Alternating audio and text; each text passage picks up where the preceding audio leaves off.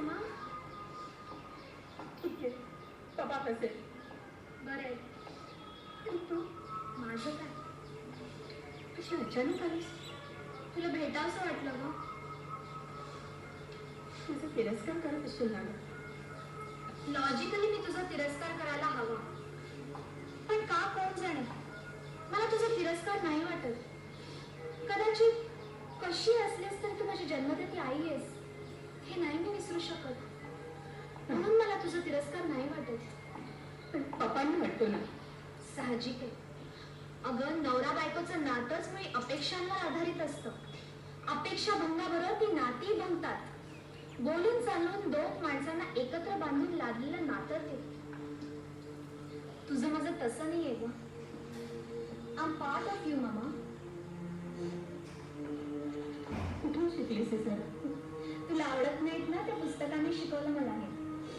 मामा, मला आज तुझ्याविषयी काय वाटतं, पप्पांना काय वाटतं, जगाला काय वाटतं याला महत्व नाही.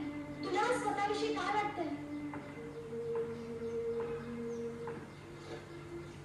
जाणून घेण्यासाठी गेले काही दिवस दगड केले, पण तू माझा तिरस्कार करत नव्हते ऐकून खूप बरं वाटलं प्राजक्ता. मामा, माणसाच्या प्रत्येक चुकीबद्दल त्याचा तिरस्कारच करायचा म्हटलं तर जगात तिरस्काराशिवाय दुसरी भावनाच उरणार नाही.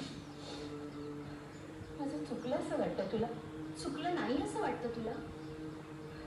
कदाचित तुझ्या अपेक्षा चुकीच्या नसतील, पण मार्ग बरोबरच असतील असं नाही. किती सावधपणे बोलतेस ग तू. कुणाविषयी धाडकन जजमेंट देणं मला जमत नाही. जाऊ दे मामा, उगीच चर्चा कशाला. माझ्या हाती काहीच नाही. पुढचं पाऊल काय टाकायचं ते पप्पा ठरवतील. तुझ्याकडून तू ठरवशील. पण मामा, तू ज्या मार्गावर गेलीस त्या मार्गावर जाताना किंवा तू तशी गेलीस म्हणून तुला शिक्षा करताना तुझ्या किंवा पप्पांच्या मनात क्षणभर जरी लाडक्या लेकीचा विचार आला असता ना तरी घडलंच नसतं. जाऊ दे मामा.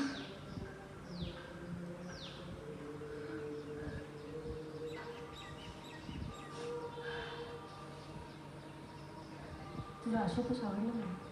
हे तू न सांगता सांगितलं मी त्याला.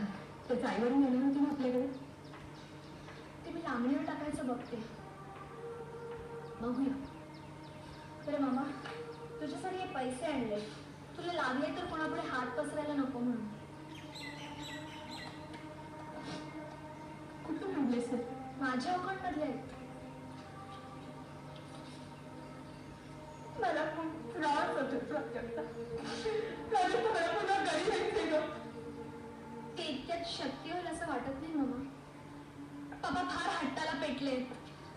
अगं, श्रीकांत अंकल जेव्हा घरी आले होते ना तर पप्पांनी उलटी ऑफर त्यांना दिली. पप्पांनीच सांगितलं मला हे. कसली ऑफर? तुला सांगितलं नाही श्रीकांत अंकलनी? नाही.